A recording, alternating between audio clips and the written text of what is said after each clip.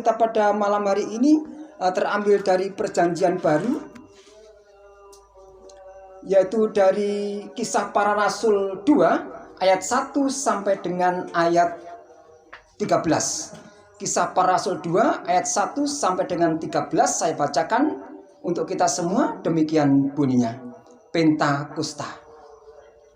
Ketika tiba hari Pentakosta, semua orang percaya berkumpul di satu tempat. Tiba-tiba turunlah dari langit suatu bunyi seperti tiupan angin keras yang memenuhi seluruh rumah di mana mereka duduk. Dan tampaklah kepada mereka lidah-lidah seperti nyala api yang bertebaran dan hinggap pada mereka masing-masing.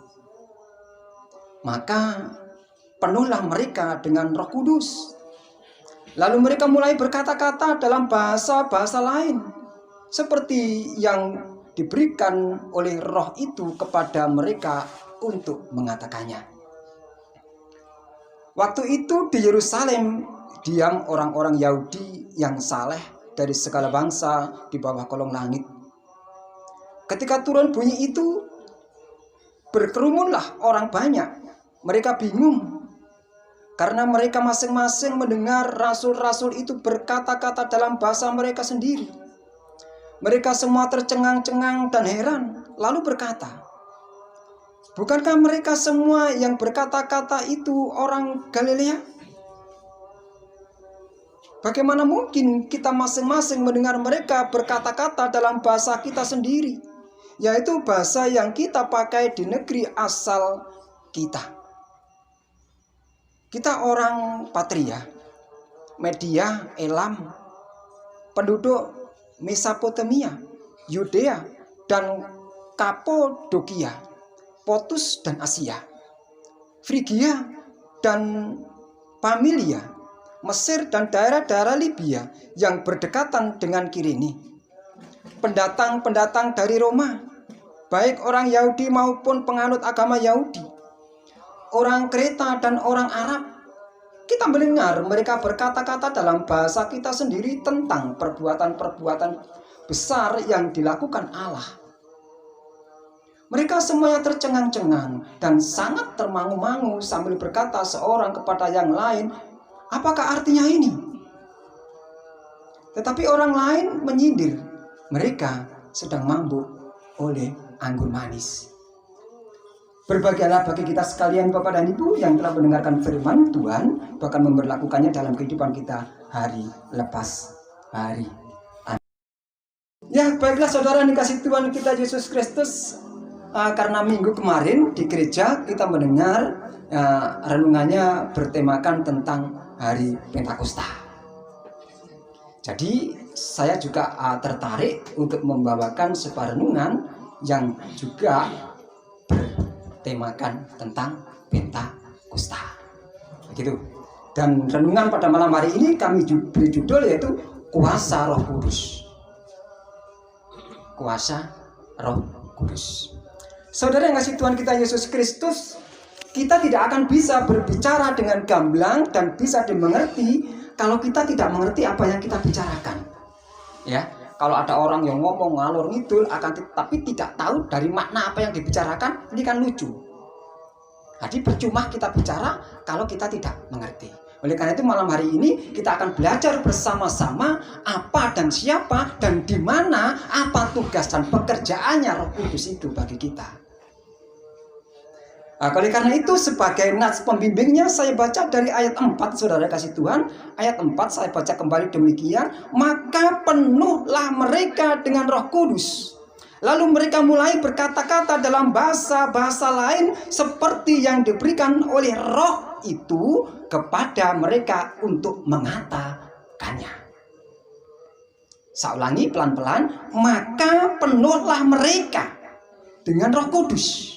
Lalu mereka mulai berkata-kata dalam bahasa-bahasa lain seperti yang diberikan oleh Roh itu kepada mereka untuk mengatakan. Jadi Bapak dan Ibu, biasanya kalau orang berbicara ini timbul dari hati dulu ya. Kan bukan dari sini. Timbul dari hati, mau mengatakan apa, itu kan perintah untuk mengatakan sesuatu. Yang menjadi pertanyaan, siapa sih Roh Kudus itu? Nah ini ya agak lucu ya. Siapa Roh Kudus itu? Barangkali ada yang mau menjawab. Gusti Allah, Tuhan Allah, betul. Roh Kudus adalah Tuhan Allah. Dan di mana mereka saat ini sedang berada? Di surga. Ya, ada yang di surga, ada yang di hati kita, ya. Ibu Endang di hati kita, aku dilirik ngeredek aku aslinya ya. Iya. Kau lo dengkulnya sampai rasanya kayak Iya, betul memang saudara yang kasih Tuhan bahwa Roh Kudus itu Allah itu sendiri. Dalam konsep Tritunggal, agama yang kita anut, keimanan yang kita anut, sana dikatakan bahwa Tritunggal bisa dikatakan Allah Bapa, Allah Putra dan Roh Kudus. Berarti 3 in 1. Ya, seperti itu. Berarti Roh Kudus ya Allah. Di mana Allah berada di dalam hati kita, di dalam hidup kita. Di sana juga dikatakan Bapak dan Ibu, kalau kurang jelas di dalam 1 Korintus 3 ayat 16. Jelas dikatakan di sana, tidak tahukah kamu bahwa kamu itu adalah bait Allah. Dengan demikian ceto dan gamblang bahwa Allah ada di dalam diri. Di mana? Diri kita. Meskipun itu orang jahat, meskipun itu orang baik, Roh Kudus ada di dalamnya. Meskipun itu orang tidak berdosa, meskipun itu orang berdosa, Roh Kudus ada di dalam diri mereka, baik berdosa maupun tidak berdosa.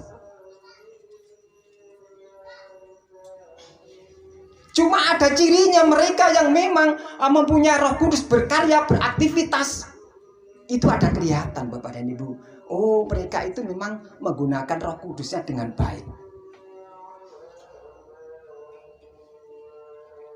Ada orang-orang mereka kadang-kadang gagal dalam menjalankan suatu kehidupannya, ya, dalam bertutur kata atau mungkin cara berkomunikasinya jelek, suka melakukan perbuatan yang tidak benar, suka berbuat dosa. Bukan berarti mereka tidak punya Roh Kudus, bukan. Mereka punya Roh Kudus meskipun mereka berdosa, meskipun mereka melakukan kejahatan, mereka punya Roh Kudus. Akan tetapi setelannya Roh Kudus itu di-off-kan sehingga Roh Kudus tidak bekerja. Itu masalahnya. Coba kita seperti HP ini Bapak dan Ibu. Kalau HP ini ya, kalau setelan pemberitahunya kita klik off, ada pemberitahuan ya nggak tahu, nggak bisa mendengar, nggak bisa masuk. Atau nomor seseorang terblokir tanpa sengaja, ya tidak masuk. Tidak bisa nelpon, tidak bisa apa-apa karena terblokir. Tidak sedikit saudara yang dikasih Tuhan, orang-orang Kristen yang Roh Kudusnya terblokir dan tersetting off. Tidak sedikit.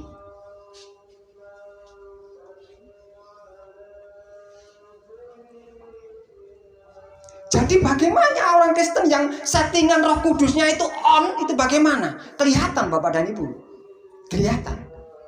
Di dalam Galatia, ada Galatia 5 ayat 22 sampai 23. Yang tolong bisa dibuka, dibacakan Mbak Endang?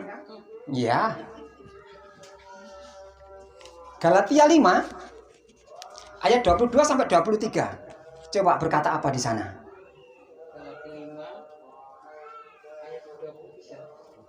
22 sampai 23.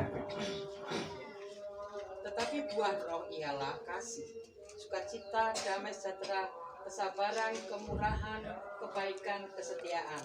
23.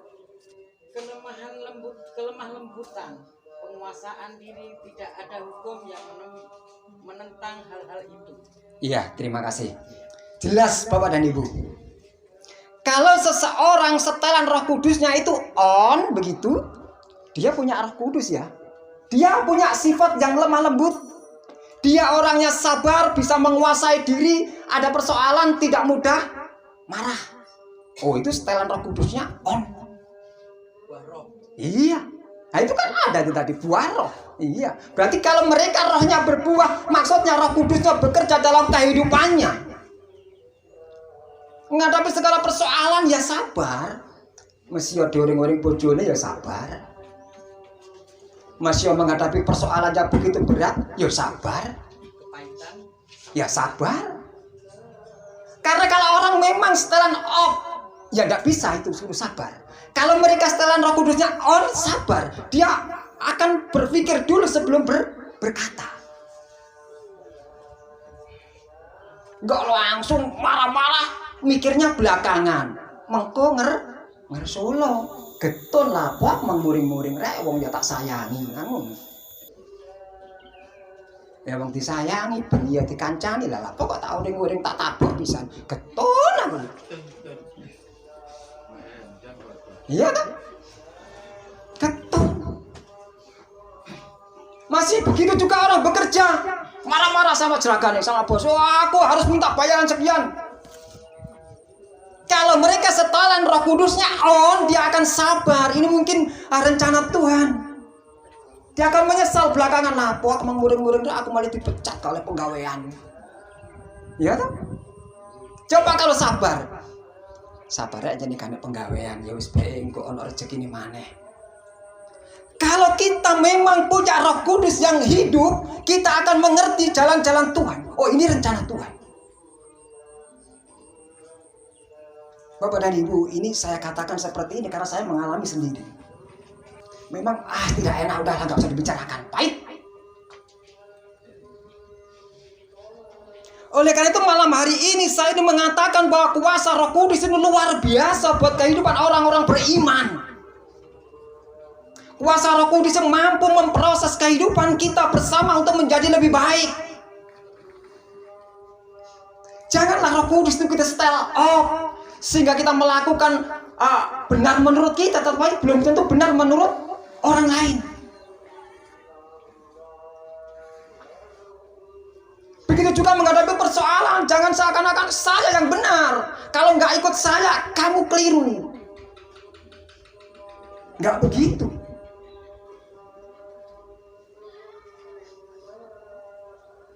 Saudara kasih Tuhan, Alkitab ini pelajaran yang luar biasa kalau kita mau bertekun. Kalau kita mau mempelajari. Jangan menunggu sekolah teologi untuk mengerti Alkitab.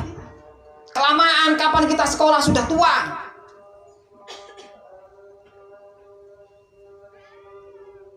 Bapak dan Ibu dan saya, ini adalah Injil-Injil Tuhan yang hidup. Yang ada Roh Kudusnya. Marilah kita setel on. Ada satu persatuan, gak ada perpecahan. Kita bersama-sama membangun suatu kehidupan bergereja. Kalau ada yang kekurangan satu dengan yang lain, kita maklumi, kita sadari. Memang itu harus terjadi. Suatu kehidupan yang kompleks.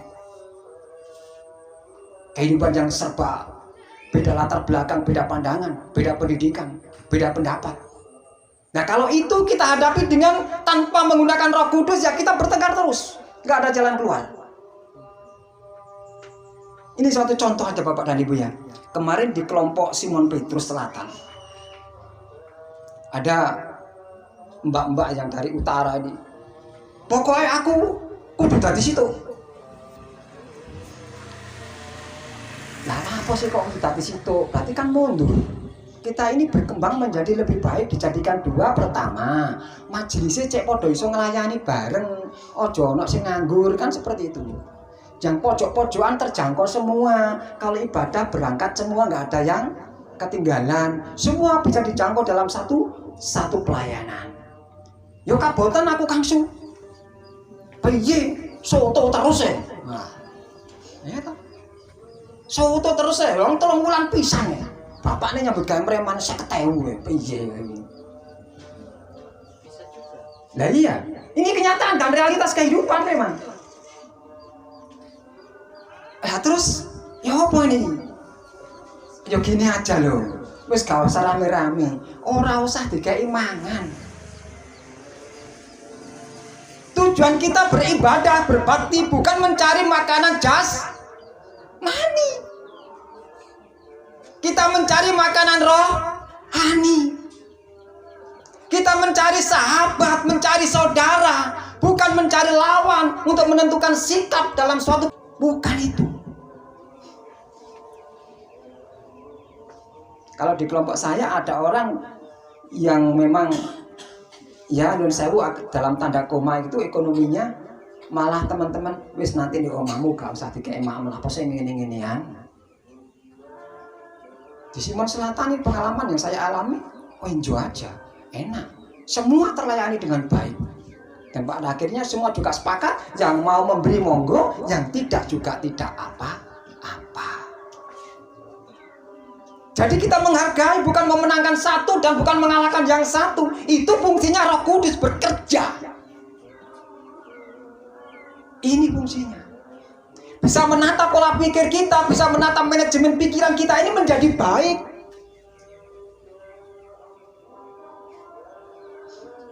Oleh karena itu, meskipun saat ini kita merasa salah, kita merasa berdosa, jangan lupa kekuatan Roh Kudus di dalam diri kita hidupkan. Jangan diobat, hidupkan. Kalau Roh Kudus sudah hidup di dalam kehidupan kita, tentu kita penuh dengan semangat, enjoy melakukan kehidupan.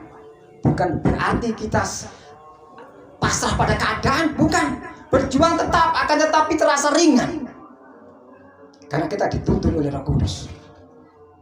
Ini kehidupan. Semakin lama semakin keras kehidupan ini, saudara kasih Tuhan. Kalau kita tidak peka, kalau kita tidak memperhatikan, dan kalau kita meninggalkan Roh Kudus, berat. Apalagi seakan-akan bahwa saya harus mampu menghadapinya. Sopo sing gak nganut karo aku libas. Wah, ki ngajak rusak-rusakan yang ini. Iya toh? Ada sekte lain, pokoknya gak nganut aku ngadeg gereja dewe. Wah, ada seperti itu. Wis, gak ngerti. Aku tak goleki wong sing perpuluhannya akeh-akeh. Kita bukan menyembah gereja, saudara, menyembah Tuhan.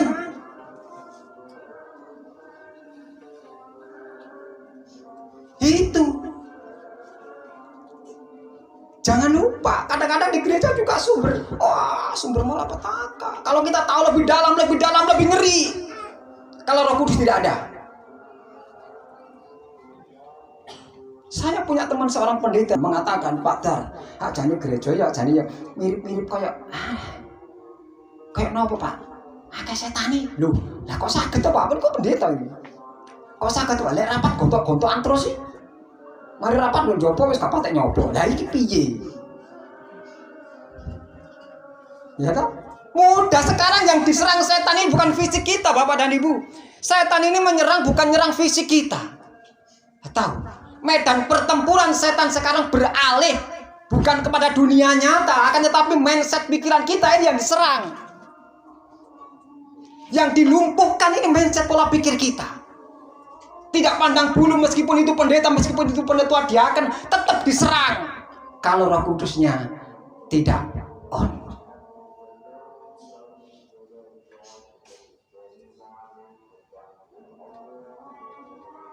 Oleh karena itu, saudara kasih Tuhan kita Yesus Kristus, sekarang ini masa-masanya kita baru saja memperingati hari raya Pentakosta, hari raya turunnya Roh Al-Kudus. Kita manfaatkan Roh Kudus itu dalam kehidupan kita. Di sana seperti dibacakan Mbak Endang tadi, ada kesabaran, ada penguasaan diri, ada kerendahan hati. Itu ciri-ciri orang yang Roh Kudusnya berkarya. Ya. Nek wong bendinane cemberut kaya wong kadung sing gak metu-metu kalau metutut. Wah iki Roh Kudus kate metu kaya gak kate metu kaya kae. Ya itu Roh Kudusnya. Wis kane ajar-ajar blas. Berarti Roh Kudusnya setengah mati. Urip gak urip, mati ya gak mati, angel wis. Ya kan? Kalau kita menghadapi orang-orang seperti itu, waduh, gede rasanya. Oleh karena itu, saudara yang kasih Tuhan kita Yesus Kristus, sekali lagi marilah Roh Kudus yang sudah diberikan oleh Tuhan di dalam kehidupan saudara dan saya ini kita karyakan, kita setel on begitu ya. agar bisa berkarya terus menata hidup kita menjadi lebih baik dan lebih baik daripada hari ini. Ada amin? Amin. Tuhan Yesus memberkati.